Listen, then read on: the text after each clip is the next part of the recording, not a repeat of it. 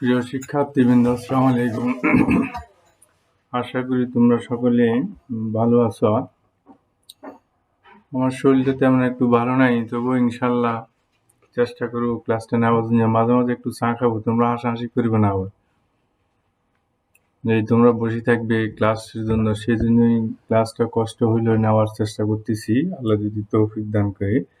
আজকে আমরা আলোচনা করব ভারতীয় উপমহাদেশের ইতিহাস বা ইসলাম ইতিহাস ও সংস্কৃতি, দ্বিতীয় পত্র। আসলে এটার নাম হচ্ছে ভারতীয় উপমহাদেশের ইতিহাস, সুলতানি আমল,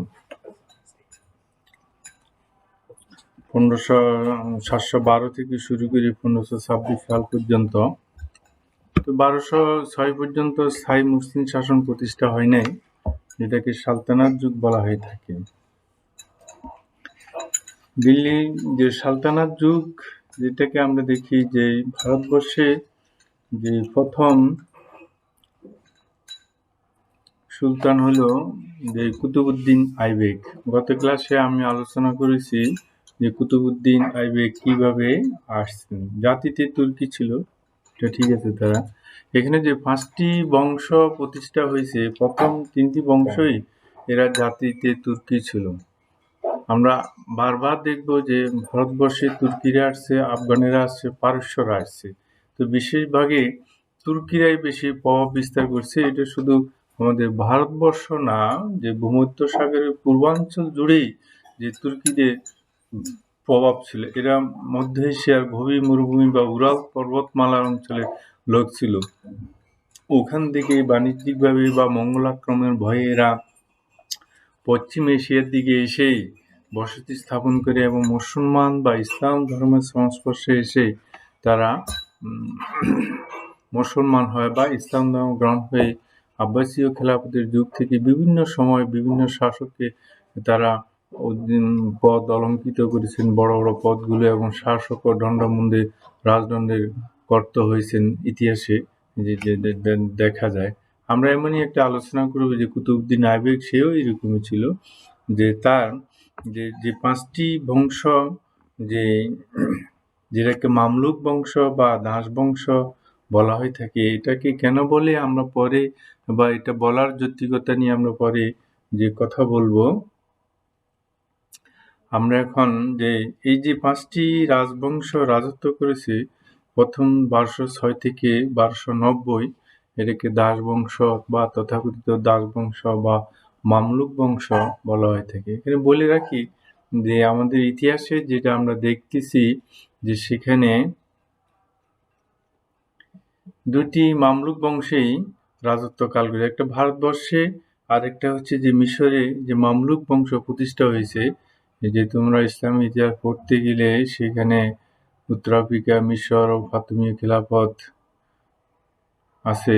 সেখানে অর্থাৎ যে মিশর কেন্দ্রিক একটি খিলাফত প্রতিষ্ঠা হয়েছিল মামলুক বংশ, যে মিশরে। সেটা আব্বাসীয় খিলাফতের পতনের পর 1258 খ্রিস্টাব্দের পরে সেখানে যে খিলাফতটা প্রতিষ্ঠিত হয়েছিল সেটাকে মামলুক বংশ বলা হতো। আর আমাদের ভারতবর্ষে এই 1206 থেকে যে 1290 পর্যন্ত এটাকে দাস বংশ বলা হয়। এরা জাতিতে তুর্কি ছিল এবং খুব অভিজাত বংশে এদের যে শাসক ইলতুৎমিশ, কুতুবউদ্দিন আইবেক, তারপরে আছে গিয়াসউদ্দিন বলবান, অভিজাত বংশের লোক ছিল।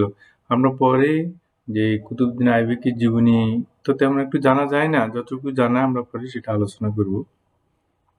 তারপর খলজি বংশ 1290 থেকে 1320 সাল পর্যন্ত। তারপরে আছে তুগলক বংশ 1320 থেকে 1413 সাল পর্যন্ত। তারপরে আছে সৈয়দ বংশ, যে 1413 থেকে 1451 সাল পর্যন্ত। ইতিহাসে দেখা যায় এই সৈয়দ বংশ এটা আরব বংশভূত, আরব থেকে আসছে। তারপরে আছে লোদি বংশ, এটা ছিল যে আফগান বংশভূত লোক ছিল।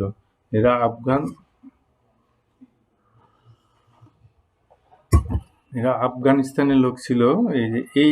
এই 5টি বংশ যে 1206 থেকে শুরু করে 1526 সাল পর্যন্ত যে তারা রাজত্বকাল করেছিল, এবং রাজত্বকালকে সুলতানি আমল বা সালতানাত বলা হয়ে থাকে। যে এটা নিয়ে আমরা আলোচনা করব যে মামলুক বংশের যে পরিচিতি যেটা ইতিহাসে আসছে, এই বংশের মোট যে 11 জন যে শাসক ছিল। মামলুক বংশে যে 11 জন শাসক, তারা 1200 যে থেকে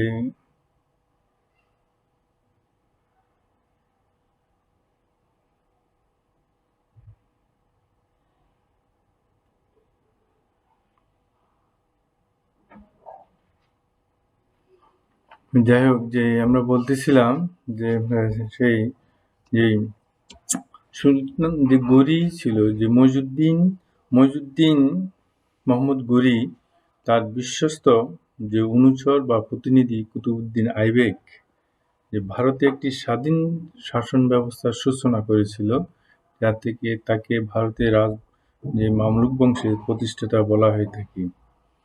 মোহাম্মদ গরি যে উত্তরসূরি সুলতান গিয়াসউদ্দিন মাহমুদ, এটা গরির যে ভ্রাতুষ্পুত্র। মোহাম্মদ যে ভ্রাতুষ্পুত্র যে আইবেককে যে রাজদণ্ডা ও সুলতান উপাধি ভূষিত করে 1206 খ্রিস্টাব্দে 24শে জুন। এখানে দুটি কথা আছে, যে 1206 খ্রিস্টাব্দে, আবার কে বলতেছে 1208 খ্রিস্টাব্দে, যে তাকে যে বলতেছে যে তার মৃত্যুর পর মোহাম্মদ গরি মৃত্যুর 3 মাস পরে 1206 খ্রিস্টাব্দে যে কুতুবউদ্দিন আইবেককে আনুষ্ঠানিকভাবে দিল্লির স্বাধীন সুলতান হিসেবে ঘোষণা করেন। 1208 খ্রিস্টাব্দে যে মোহাম্মদ গরির ভ্রাতুষ্পুত্রের উত্তরাধিকারী মাহমুদ কুতুবউদ্দিন আইবেককে সুলতান উপাধি দেন। দুটি কথা আছে, তাই স্বাধীন সুলতান আর সুলতান উপাধি, এবং একটি রাজকীয় ফরমান দ্বারা তাকে দাসমুক্ত করা হয়। তো এইভাবে আমরা দেখি যে তার এই প্রতিষ্ঠিত যে বংশকে দাস বংশ যে বলা হয়ে থাকে। এখন এই দাস বংশ যে বলার বা এটা নামকরণের যৌক্তিকতা কি? ভারতবর্ষের ইতিহাসে এই রাজবংশ দাস বংশ নামে পরিচিত হলো, এই নামকরণ সম্পূর্ণ অযৌক্তিক। ঐতিহাসিকেরা বলতেছে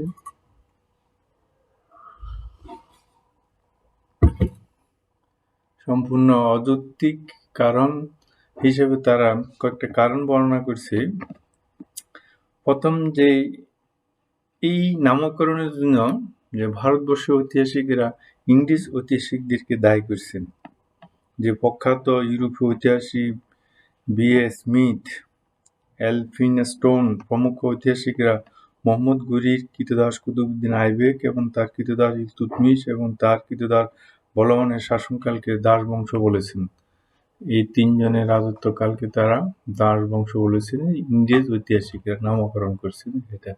তো এটা ঠিক যে ইংরেজেরা যে ভারতবর্ষ আসছে, শাসন করছে, ইতিহাস লিখছে নিজ স্বার্থে, বা এই ভারতবর্ষের মানুষগুলোকে যে বিভিন্নভাবে বা একটু যে বাঁকা দৃষ্টিতে তারা দেখার চেষ্টা করেছে, যে সেখানে। দ্বিতীয়ত, যে কারণ ঐতিহাসিকেরা বলতেছেন যে প্রখ্যাত ঐতিহাসিক A.B.M. হাবিবুল্লাহ এই বংশকে মামলুক বংশ, উনি যে ডক্টর A.B.M. হাবিবুল্লাহ তার the foundation of Muslim rule in India নামক পুস্তকে মামলুক বংশ হিসেবে অভিহিত করেছেন। A.B.M. হাবিবুল্লাহ সম্ভবত ঢাকা ইউনিভার্সিটির শিক্ষক ছিলেন, ঐতিহাসিক ছিলেন। উনি তার এই বইতে মামলুক বংশ, মামলুক শব্দের অর্থ হল দাস, অর্থাৎ স্বাধীন পিতামাতার সন্তান যদি দাসে পরিণত হয়, তাদের পিতামাতা স্বাধীন ছিল, যে কোনো কারণে হোক, যে তাকে অপহরণ করে বা যেভাবে হোক নিয়ে গিয়ে, আগে যে প্রচলন ছিল মানুষ দাস বিক্রি করা হতো, এই ধরনের বিক্রি করে দেওয়া হয়েছে। এখনো আমাদের দেশ থেকে বা বিভিন্ন দেশ থেকে মানুষ যেটাকে বলা হচ্ছে যে মানব পাচার, যে মানব পাচার হচ্ছে, সেটা বৈধ পথে হোক অবৈধ পথে হোক, এই যে ছেলে ধরার মাধ্যম হোক, এখন এগুলো বন্ধ হয় না, এখনো আছে। এগুলো নিয়ে বিক্রি করে দিচ্ছে বিভিন্ন যে অঙ্গ প্রতিস্থাপনের জন্য, আরো কি কি কাজে এগুলোকে ব্যবহার করা হয়। যাই হোক, সেই যে পিতামাতা স্বাধীন এবং সন্তান যদি হয়, তাহলে তারা তো আর একটু পরে আসতেছে, আমি বলতেছি যে যাই হোক, যে দিল্লি দরবারে যে ঐতিহাসিকরা এদের এই বংশগুলোকে যে বিভিন্ন নামে, যে প্রধান শাসকদের নাম অনুসারে নামকরণ করেছে। দিল্লির দরবারে যে সকল শাসকগুলো ছিল, তাদের নাম হচ্ছে মুইজি। প্রথম সুলতান ছিল মুইজ, তারপরে ঘুরি, তারপরে কুতুবউদ্দিন কুতুবী, তার শামসুদ্দিন ইলিয়াস, শামসি, তারপর বলবনী, এই রাজা এদের নামে অভিহিত করেছেন। তবে এই কথা সত্য, দিল্লি তুর্কি আমলে প্রথম দিকে কয়েকজন শাসক, যে কুতুবউদ্দিন আইবেক, শামসুদ্দিন ইলতুৎমিশ এবং গিয়াসউদ্দিন বলবন, এদের জীবন কৃতদাস শুরু হওয়ার পরে তাদেরকে যে মুক্ত করা হয়। তবে এরা জন্মগতভাবে কেউ দাস না, মানুষ জন্মগতভাবে দাস হয় না, মানুষ জন্মগতভাবে যে স্বাধীন সার্বভৌম। কারণ পৃথিবী, আমরা যারা আছি সকলেই জানি পৃথিবী মানব ইতিহাসের কাহিনী, কখন কিভাবে মানব সৃষ্টি হয়েছে, কখন পৃথিবীর সৃষ্টি হয়েছে, এগুলো সবই তোমরা কেউ না কিছু তোমাদের জানা আছে। সে আদম এবং হাওয়া থেকে মানুষ আসছে, সেই বিভিন্ন সময় আল্লাহ তাআলা নবী এবং রসুল প্রেরণ করেছেন, তাদের সৎ পথে আনার জন্য। অনেক নবী রসুল অত্যাচার, নির্যাতন, হত্যা করা হয়েছে। সর্বশেষ নবী যে আমাদের আছে, আমাদের নবীজি মুহাম্মদ সাল্লাল্লাহু আলাইহি ওয়াসাল্লাম, ওনার মাধ্যমে দ্বীনের পূর্ণতা পায়। সুতরাং এই মানব প্রজন্মে যে শতাব্দী যদি দেখা যায়, কেউ দাস হিসেবে পৃথিবীতে আসে না, জন্মগতভাবে কেউ দাস না। তবে এদের যে প্রভু কর্তৃক তারা দাসত্ব মুক্তির ছাড়পত্র, যে তোমরা জানো যে সেদিন দেখলাম যে ইউটিউবেতে যে বেলালের উপর যে অত্যাচার নির্যাতন যে হচ্ছিল, আমাদের নবীজি সেটা যে ওনার ধৈর্যের বাইরে চলে গেছে। উনি এত ধৈর্যশীল ছিলেন, এত কর্মসহিষ্ণু, কিন্তু বেলালের যে উপর যে অত্যাচার, নির্যাতন, নিপীড়ন করেছিল, সেখানে যে সময় পরে হযরত আবু বকরকে ডেকে বললেন, আবু বকর, অনেক ধন সম্পদ আছে, ওর মনিবের নামটা এই মুহূর্তে আমার মনে পড়তেছে না, তাকে ধন সম্পদ দিয়ে বেলালকে মুক্ত করো। নবীজির এই কথা শুনেই হযরত আবু বকর তার গৃহে গিয়ে তার ধন দৌলত মণিমুক্ত দিয়ে, যা না তার মূল্য তার থেকে কয়েক গুণ দিয়ে যে বেলালকে মুক্ত করে নবীজির সামনে যে হাজির করেছিলেন। বেলাল মুক্ত করা হলো, বেলালকে ক্রীতদাস থেকে মুক্ত করা হলো। আরবের যুগে তখন এই ক্রীতদাস প্রথা প্রচলিত ছিল, যে নবীজি সেই দাসত্বের বিদায় হজের ভাষণে সেইগুলোকে অবলুপ্ত বা বিলুপ্ত ঘোষণা করে দিয়েছেন, সেগুলো বিদায় হজের ভাষণের মাধ্যমে। বিদায় হজের ভাষণ তো পৃথিবীর শ্রেষ্ঠ ভাষণ। এই ভাষণ পৃথিবীর জন্ম থেকে আজ পর্যন্ত কেউ দিতে পারে না এবং পারবেও না। এই যে বিদায় হজের ভাষণ, নবীজি যে ভাষণে যে কথাগুলো, সংক্ষিপ্ত সময়ে যে কথাগুলো বলেছেন, যে এই পৃথিবীর মানুষগুলো যদি এই ভাষণগুলো শুনে এটা মেনে চলে, তাই পৃথিবীতে শান্তির বন্যা বয়ে যাবে। যাই হোক, যে আমরা যে তাদের যে এটা একটা নাম আছে, যে খাতি আজাদি, যে ফরমান, ছাড়পত্র, খাতি আজাদি দিয়ে যে দিল্লির সালতানাতের প্রতিষ্ঠাতা কুতুবউদ্দিন আইবেক তার প্রভুর ভ্রাতৃসুত মাহমুদের কাছ থেকে যে দাসত্ব থেকে মুক্তির সনদ লাভ করেন। মাহমুদ যেটা বলতেছেন, এটা হলো যে কুতুবউদ্দিন আইবেক, কুতুবউদ্দিন না, যে শামসুদ্দিন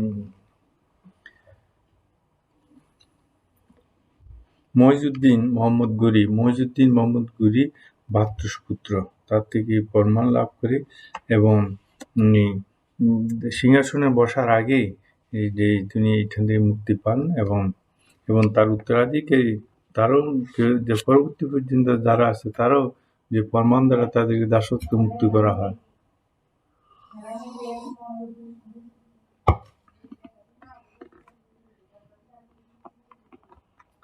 আমরা বলতেছিলাম যে হাবসবুর্গ বংশে নামকরণে যে যুক্তিকতা, যে চতুর্থ যে কারণে ওনারা বলতে চাচ্ছেন যে কোনো কোনো ঐতিহাসিক এই বংশকে পাঠান বা আফগান বংশের ইতিহাস বলে অভিহিত করেছেন। দিল্লি প্রাথমিক যুগে সুলতানেরা তুর্কি ছিলেন, তারা আফগান বা পাঠান ছিলেন না, তুর্কি ছিলেন জাতিতে, তারা তুর্কি। এটা আগে আমি বলেছি তুর্কি। কেউ কেউ বলতেছে, বিভিন্ন ঐতিহাসিকগণ বিভিন্ন মত দিয়েছেন। তারপরে দেখি আমরা 5 নম্বরে কি বলতে চাচ্ছে যে 1206 থেকে 1290 খ্রিস্টাব্দ পর্যন্ত দিল্লিতে 3টে আলাদা রাজবংশ রাজত্ব করেন। এটা হলো কুতুবউদ্দিন আইবেক, ইলতুৎমিশ, গিয়াসউদ্দিন বলবান। এই তিনটি রাজবংশ থেকে আসছে। মেইন নাম ছিল তথাকথিত দাসবংশ, কিন্তু তিনটি রাজবংশ থেকে আসছে। তারা কেউ একই বংশের ছিল না এবং তারা অভিজাত পরিবারের সন্তান ছিলেন। ভাগ্যক্রমে তারা দাসে পরিণত হয়। অভিজাত বংশের লোক ছিল, ভাগ্যক্রমে। এখন তো আমাদের দেশে যে সব বিভিন্ন দেশে মানুষ অপহরণ হয়, আমাদের দেশে মাঝে মাঝে ছেলে ধরার গুজব পড়ে অনেক নিরীহ, যে ঢাকা শহরেও তো এরকম হয়েছে, একটা মহিলাকে পিটিয়ে মেরে ফেলছে ছেলে ধরাধরি, পুরান ঢাকা বাড্ডায় সম্ভবত। যে এই ধরনের মাঝে মাঝে গুজব ছড়ে। যে আমাদের মাঝে মাঝে সীমান্তে আমাদের বিডিআর বা আমাদের পুলিশ সেই যে পাচারের জন্য জড়ো করে, যে তাদেরকে উদ্ধার করে, আমরা দেখি মাঝে মাঝে খবরে যে তারা উদ্ধার করতেছে। যে আমার এক আত্মীয় 1994-95-96 সালের দিকে সে বাড়ি থেকে বেরিয়ে গেছে, যে সে আর ফিরে আসে, 40-45 বছর বয়স হবে, সে আর ফিরে আসে না। এই পর্যন্ত তার কোনো খোঁজ পাওয়া যায়নি। সে কি অ্যাক্সিডেন্টে মারা গেছে, না অপহরণ হয়েছে, না কোথায় গেছে, সেটা জানা যায় না, জানা সম্ভব হয়নি, বা আর ফিরেও আসেনি। তো এই ধরনের যে শত্রুতা বশে এগুলো করে থাকে, অনেকে করে থাকে। এক শ্রেণীর লোক আছে যে যারা বিনা পুঁজিতে তারা কোটিপতি হতে চায়। এই ধরনের স্মাগলিং ব্যবসা যেটাকে বলা হয়, স্মাগলিং ব্যবসা, যে তো চোরা কারবারি বা মাফিয়া চক্র বলা হয়ে থাকে, বা আন্ডারওয়ার্ল্ডও বলা হয়ে থাকে। এগুলো অনেকগুলো নাম আছে যারা এই চোরাচালানি কারবার করে, যে যারা বিশ্ব আন্ডারওয়ার্ল্ডে। যাই হোক, এটা যে আমরা বলতেছিলাম যে ভাগ্যক্রমে তারা দাসে পরিণত হয়। তারপর 6 নম্বরে যেটা আমরা বলতে চাচ্ছি যে কোনো কোনো ঐতিহাসিক তুর্কি সুলতানদের ইলভারি তুর্কি বলেছেন। সুলতান শামসুদ্দিন ইলতুৎমিশ ইলভারি, গিয়াসউদ্দিন বলবান ইলভারি, কুতুবউদ্দিন আইবেক ইলভারি। ইলভারি হলো গভীর মরুভূমি অঞ্চলের লোক। গভীর মরুভূমি বলতে যে একদম চীনের থেকে একটু যে পশ্চিম দিকে উরাল পর্বতমালা, গভীর মরুভূমি সেখানে আছে।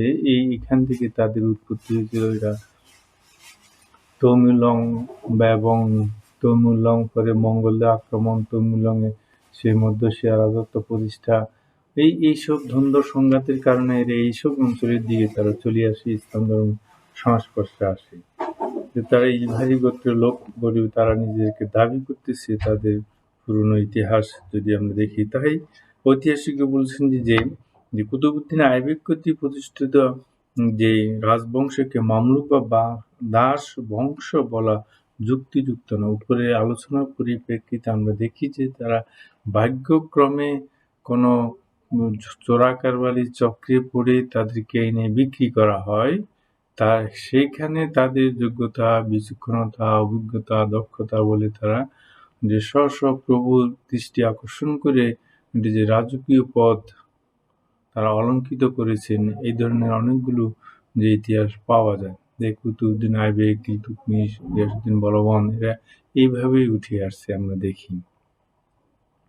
তো সুতরাং যে তথাকথিত দাসবংশ, তো সো কল্ড স্লাভ ডাইনেস্টি বলে অভিহিত করেছেন। সেখানে একটু বিতর্ক, বা যে তাদেরকে সরাসরি মামলুক বা দাসবংশ, সো কল্ড যে স্লাভ ডাইনেস্টি, তারা বলতে চাইছে যে তথাকথিত একটা বিতর্কিত। এই বংশের পরিচয় সম্পর্কে আধুনিক ঐতিহাসিকেরা যেটা বলতেছে যে তারা বলতেছে যে আর্লিয়ার তার্কিস সালতানাত অফ দিল্লি, প্রাথমিক যুগে দিল্লি তুর্কি সালতানাত, যেহেতু এটাকে অনেক সময় যে পাক মোগল পিরিয়ডও বলা হয়ে থাকে, মোগলদের আগের যুগ বা তার্কি যুগ বলেও কোনো কোনো আধুনিক যুগের ঐতিহাসিকরা বলেন। কারণ এই বংশের সুলতানেরা বিভিন্ন পরিবার হলেও জাতিতে সবাই তুর্কি ছিল, বিভিন্ন হলেও জাতিতে তারা তুর্কি ছিল। আমাদের তুর্কিদের ৯টি গোত্রের ইতিহাস দেখা যায়, যে তারা যে পশ্চিম এশিয়ার দিকে এসে অর্থাৎ ভূমধ্যসাগরের পূর্ব তীরের দিকে এসে তারা বিভিন্ন আশ্রয় প্রশ্রয় নিয়ে ইসলাম ধর্ম গ্রহণ করে তারা সেনাবাহিনী থেকে শুরু করে যে রাষ্ট্রের গুরুত্বপূর্ণ পদ তারা অলঙ্কৃত করেছে বা তাদের যোগ্যতা বলে তাকে এই বংশে প্রাথমিক যুগে তুর্কি সালতানাত বলাই সবচেয়ে বেশি যুক্তিযুক্ত, অর্থাৎ দাস বংশ না করলে তথাগুলো সো কল স্লাভ ডাইনেস্টি বা যে তুর্কি যে প্রাথমিক যুগে দিল্লি তুর্কি সালতানাত অথবা তুর্কি সালতানাত বলাই ঐতিহাসিকেরা বলতেছেন যে এটা আধুনিক যুগের ঐতিহাসিকরা সেটা মত পোষণ করেন।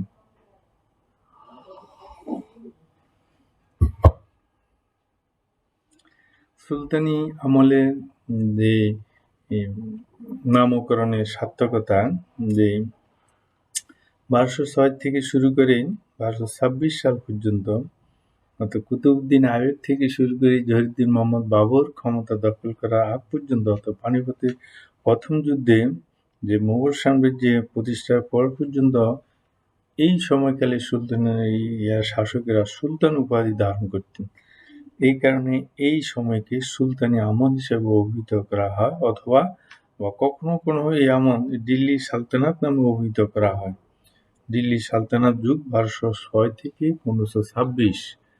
তোমরা এখানে একটা প্রশ্ন মনে রাখবে যে কত সালে ভারতে মুসলিম শাসন প্রতিষ্ঠিত হয় এবং কে প্রতিষ্ঠা করেন? প্রতিষ্ঠিত প্রথম বংশের নাম কি? 3টা প্রশ্ন এখানে। 1206 খ্রিস্টাব্দে কুতুবউদ্দিন আইবেক, আর প্রতিষ্ঠিত বংশ তথাকথিত দাস বংশ বা মামলুক বংশ বা দাস বংশ হিসেবে এটাকে অভিহিত করা হয়েছে। আমরা যে ভারতে সালতানাতের যে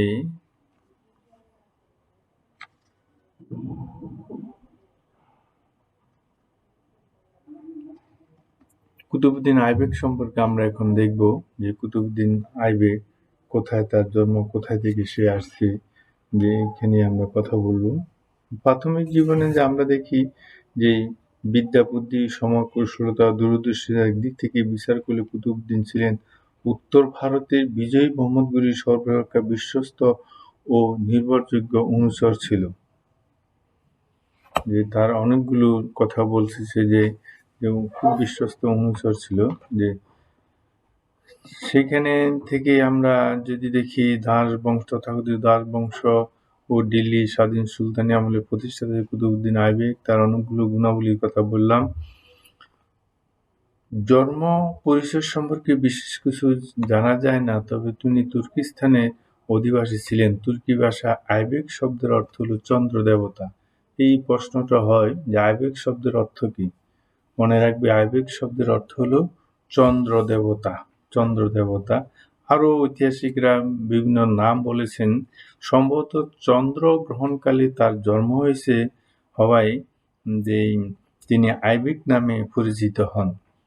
চন্দ্র আমাদের দেশের চন্দ্রগ্রহণ সূর্যগ্রহণ হয়ে থাকে, চন্দ্রগ্রহণ বৈজ্ঞানিক ভাষায় যে চন্দ্রের ছায়া সূর্যের ছায়া চন্দ্রের উপর পড়লে তখন গ্রহণ হয় বলে থাকে বৈজ্ঞানিক ব্যাখ্যা। এরকমই যাই কোনো কোনো সময় যে চন্দ্রগ্রহণ সূর্যগ্রহণ হলে প্রায় পৃথিবী অন্ধকারও নেমে আসে, ঘন কুয়াশা আচ্ছন্ন হয়ে যায়, যে কোনো কোনো সময় এরকমও দেখা যায়। যাই হোক, যে যেটাই বলতেছিলাম যে এই মত ঐতিহাসিক ডব্লিউ হেগ মনে করেন, ইংরেজ ঐতিহাসিক যেটা আছে এরা ইংরেজ ঐতিহাসিক মনে, কিন্তু ঐতিহাসিক ফিরিস্তা ভিন্ন মত পোষণ করেন। তার মতে কুতুবউদ্দিনের বাম হাতের কনিষ্ঠ আঙ্গুলটি ভাঙ্গা ছিল। বাম হাতের কনিষ্ঠ আঙ্গুল তাহলে এটা হলো বৃদ্ধা আঙ্গুল, এটা মধ্যমা, এটা কনিষ্ঠ আঙ্গুল ভাঙ্গা ছিল বলে আইবেক বলা হয়। আবার অনেকে মনে করেন কুতুবউদ্দিনের নিজ বংশের নাম ছিল আইবেক। তাহলে ৩টি কথা আছে। চন্দ্রগ্রহণকালে জন্ম হয়েছে বলে তাকে আইবেক, তার নিজ বংশের নাম আইবেক, অথবা তার বাম হাতের কনিষ্ঠ আঙ্গুল ভাঙ্গা ছিল, সেখান থেকে তাকে আইবেক বলা হয়। আবার অনেকে মনে করেন যে এই কারণে তার নামের সাথে আইবেক যুক্ত করা হয়েছে। অতি শৈশবকালে কুতুবউদ্দিন আইবেক অপহৃত হন। তাকে পারস্যের নিসাপুরে রাজার কৃতদাস হিসেবে বিক্রি করা হয়। তাহলে তাকে ইলভারি গোত্রের লোক সে তুর্কিস্তান থেকে তাকে নিয়ে আসে পারস্যের নিসাপুরে রাজার কাছে বিক্রি করা হয়। তখন নিসাপুরের কাজী ফখরুদ্দিন আব্দুল আজিজ কুফি তার মনিব ছিলেন।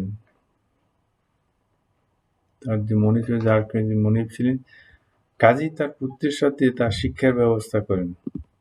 অর্থাৎ কাজী যে তার কথাবার্তা, তার চালচলন, তার ব্যক্তিত্ব, তার জ্ঞান ইত্যাদি দেখে যে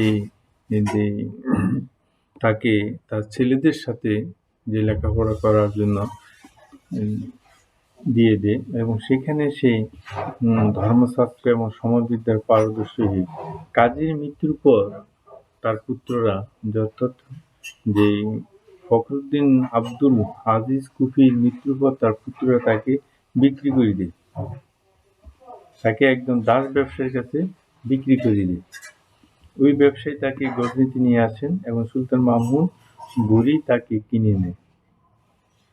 তাহলে সে অপহৃত হয়ে পারস্যের নিসাপুরে আসছে। ফখরুদ্দিনের তত্ত্বাবধানে তার ছেলেদের সাথে লেখাপড়া করেছে, বিদ্যা শিক্ষা অর্জন করেছেন। সেখান থেকে তার মৃত্যুর পর তার ছেলেরা একজন দাসের কাছে বিক্রি করে। সে গজনীতে এনে যেই মোহাম্মদ ঘুরির কাছে, সুলতান ঘুরির কাছে বিক্রি করে দেন এবং সুলতান ঘুরি যে তাকে কিনে নেন। এবং কুতুবউদ্দিন আইবেক তার যে বর্ণনাটা দিছে যে তেমন সুন্দর ছিলেন না, তিনি ছিলেন কুৎসিত, কদাকার, কিন্তু তিনি বহু গুণের অধিকারী।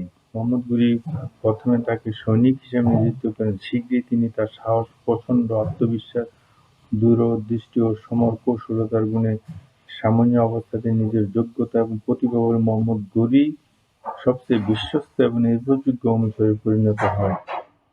মোহাম্মদ ঘুরি তাকে রাজকীয় অশ্বশালার অধিপতি তথা আমীর-ই-আখুর পদে নিয়োগ দান করেন।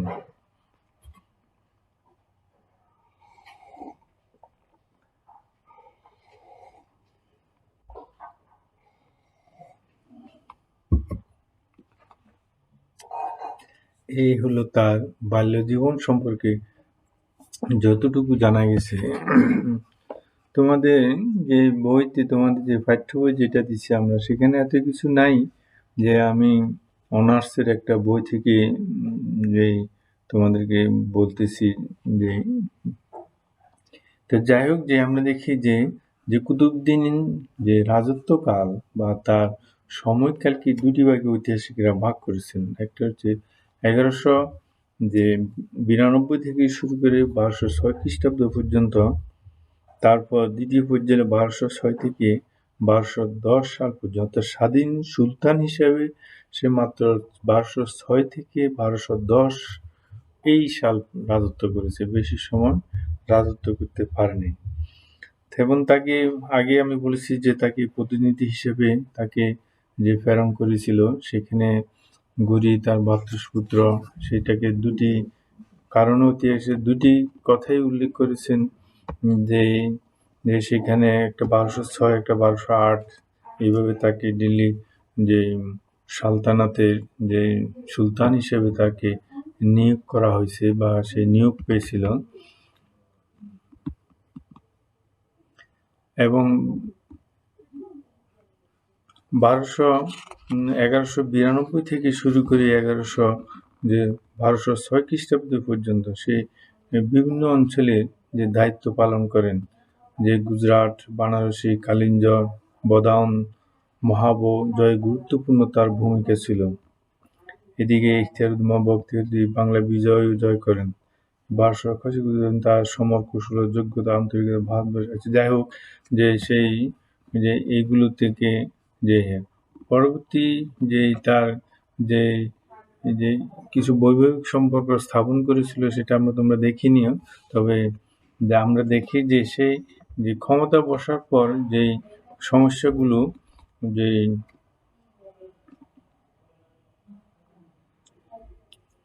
যে তাকে মোকাবেলা করতে হয়েছিল, যে নানামুখী সমস্যা প্রথমে আরবেরা আসছেন, ওনারা ফিরোজ সুলতান মাহমুদ আসছেন, সুলতান মাহমুদের পর ঘুরি আসছেন, ঘুরির পর আবার কুতুবউদ্দিন আইবেক আসছেন।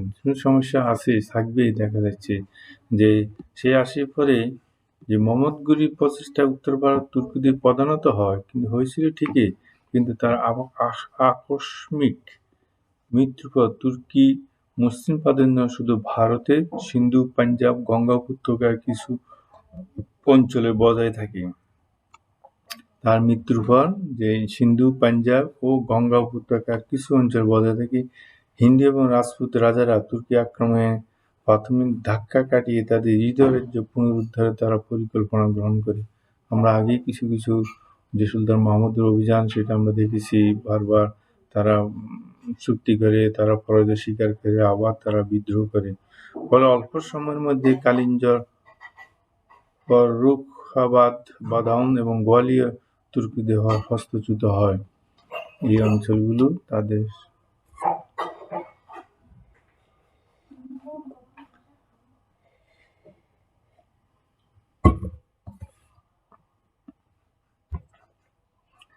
রাজ্যের কোনো অঞ্চল যে তাদের হস্তচ্যুত হয়ে যায়। তারপর আছে খাওয়ারিজমের সাহস সমগ্র পারস্য এবং মধ্য এশিয়া গ্রাস করার পর তার রাজ্য লিপসা গজনি ছড়িয়ে ভারত পর্যন্ত সম্প্রসারিত হওয়ার আকাঙ্ক্ষা দেখা দেয়। খাওয়ারিজমের সাহা যে এইগুলো দখল করে, এবং এই ক্ষেত্রে কুতুবউদ্দিন আইবক চিন্তিত হয়ে যায় এবং তারা ভারতবর্ষ দিয়ে আক্রমণ করে কিনা। তারপরে 1206 খ্রিস্টাব্দে যে বখতিয়ার হত্যাকাণ্ডের পর আলিমউদ্দিন খলজি বাংলার শাসনকর্তা হন। বাংলা খলজি মালিকদের মধ্যে ক্ষমতা লড়াই, লখনৌ বিশৃঙ্খলা পরিস্থিতির সৃষ্টি হয়। বাংলাও বিশৃঙ্খলা হয়ে যায় বখতিয়ারের মৃত্যুর পরে। এরপর যে এই সমস্যাগুলো যে মোকাবেলা করার জন্য যে দৃঢ় পদক্ষেপ গ্রহণ করেছিল, এগুলো তোমরা জেনে নিও। এই ক্ষেত্রে তার সাথে যে আত্মীয়তার সম্পর্ক হয়েছিল, তিনি তার কন্যাকে বাদাউনের শাসনকর্তা শামসুদ্দৌলা ইদ্রিসের সাথে বিয়ে দেন। নিজের ভগ্নী তা মুলতান এবং কুচিরের শাসনকর্তা নাসিরউদ্দিন কুবের সাথে বিয়ে দেন। তিনি নিজে কিরমানের শাসনকর্তা তাজউদ্দিন ইলদুজের কন্যাকে বিবাহ করেন।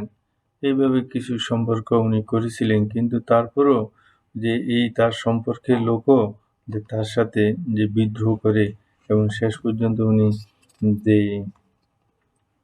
লাহোর থেকে যে গজনিতে যান, কিন্তু গজনিতে উনি বেশি দিন টিকতে পারেন নাই। সেখানে মাত্র 40 দিন ছিলেন এবং সেখান থেকে তাকে ফিরে আসতে বাধ্য হয়েছিল। ফিরে আসে উনি আবার দিল্লিতে যে ফিরে আসে। এইভাবে আমরা দেখি তার যে এখানে এসে তো ভারতে একটা ভিত কিছু শক্তিশালী করেছিল, এবং তিনি তার কর্মক্ষেত্র দিল্লি থেকে লাহোরে স্থানান্তরিত করেন। লাহোর মাত্র 4 বছর রাজত্ব করার পর 1210 খ্রিস্টাব্দে লাহোরে চৌহান বা পলো বলতেছে খেলার সময় আকস্মিকভাবে ঘোড়া থেকে পড়ে তিনি মৃত্যুবরণ করেন, এবং লাহোরে তাকে সমাধিস্থ করা হয়। পলো খেলা আমাদের দেশে আছে, সম্ভবত আর্মি স্টেডিয়ামে এই খেলাটা হয়, বনানী কোথায় জানি আছে পলো খেলা।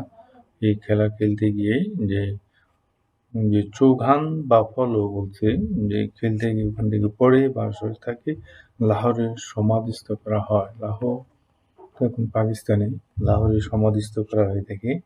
তোমরা বইতে একটা চিত্র আছে, দেখো যে কুতুব মিনার, যে সে একটা মিনার নির্মাণ করেছিল। এই মিনার দেখো, কুতুব মিনার সম্পর্কে পড়ে নিবে, এই প্রশ্নটা করে থাকে কুতুব মিনার।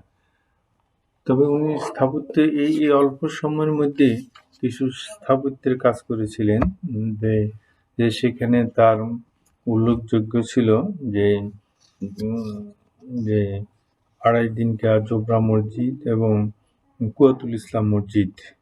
যে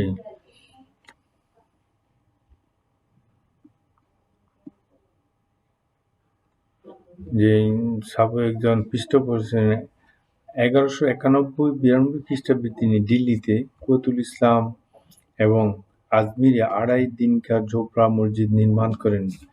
এই মসজিদ হচ্ছে ভারতবর্ষের প্রথম মসজিদ এবং তার পাশে দিল্লি কুতুব মিনার নির্মাণ তার শ্রেষ্ঠ কৃতিত্ব।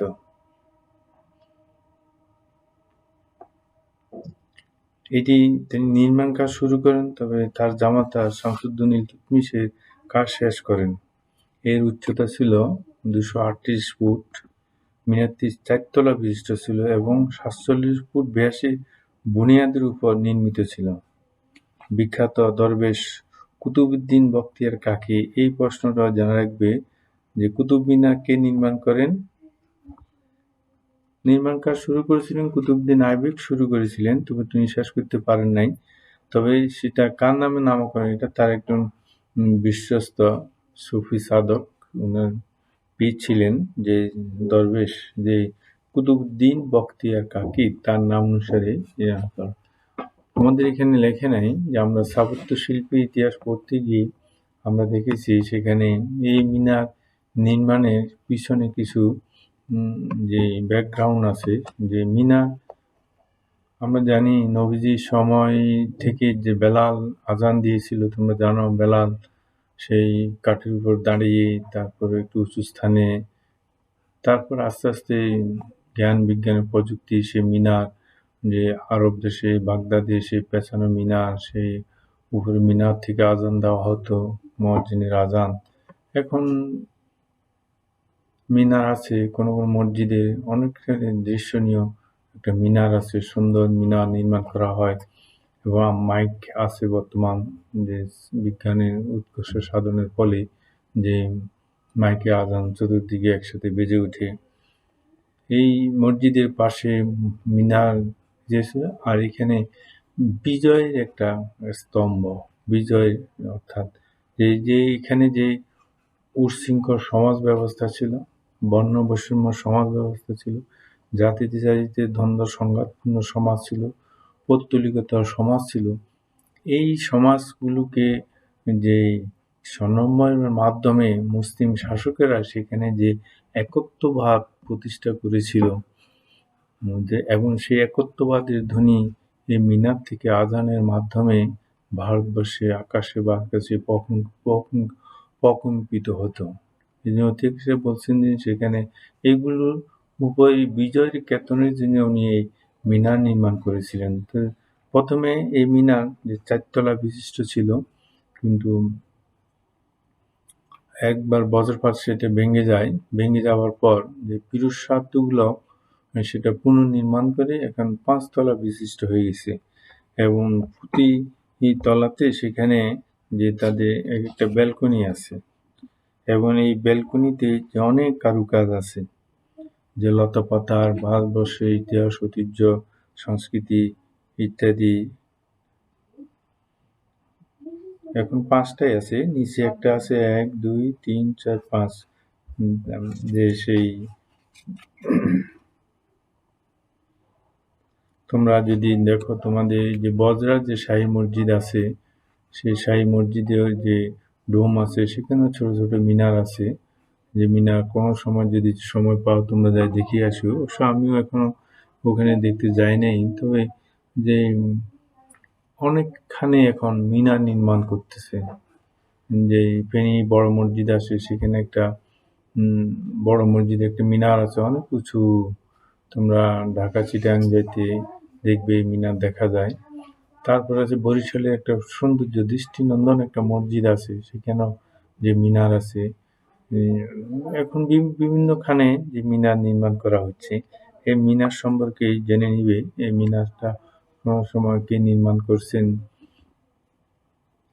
কার নামে নামকরণ করা হয়েছে, কত ফুট উচ্চতা ছিল, এগুলোর সম্বন্ধে একটা প্রশ্ন করা হয়ে থাকে।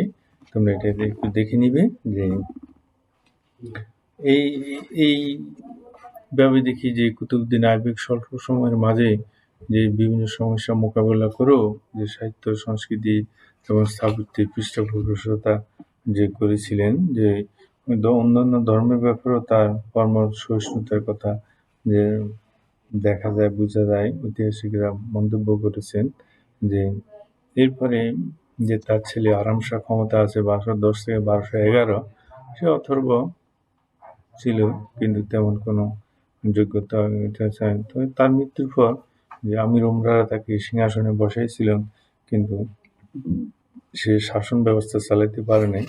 যে তারপরে তার জামাতা শামসুদ্দিন ইলতুৎমিশ ক্ষমতা আসে। যে আমরা আগামী ক্লাসে যে শামসুদ্দিন ইলতুৎমিশ সম্পর্কে আমরা আলোচনা করব। সে খুব দৃঢ়চিত্তের লোক ছিল, জাতিতে তুর্কি ছিল, যে তারপর তাকে অনেক দ্বন্দ্ব সংঘাত যে মোকাবেলা করতে হয়েছিল। যে তারপরে সে একটা ভীতির উপর মোটামুটি যে শাসন ব্যবস্থা প্রতিষ্ঠা করে দেয়। এরপর রুকনুদ্দিন ফিরোজ শাহ, সুলতানা রাজিয়া, নাসিরউদ্দিন এরা আসার সময় যে আবার যে সাম্রাজ্যের কিছুটা যে দুর্বলতা দেখা দেয়। তারপর গিয়াসউদ্দিন বলবন আসে, সেটাকে আবার পুনরুদ্ধার করেছে। আমরা এখানে যে শামসুদ্দিন ইলতুৎমিশ এবং গিয়াসউদ্দিন বলবন এই দুজনই আমরা আলোচনা করব। যে সকলেই ভালো থাকো, লেখাপড়া মনোনিবেশ করো। আল্লাহ হাফেজ।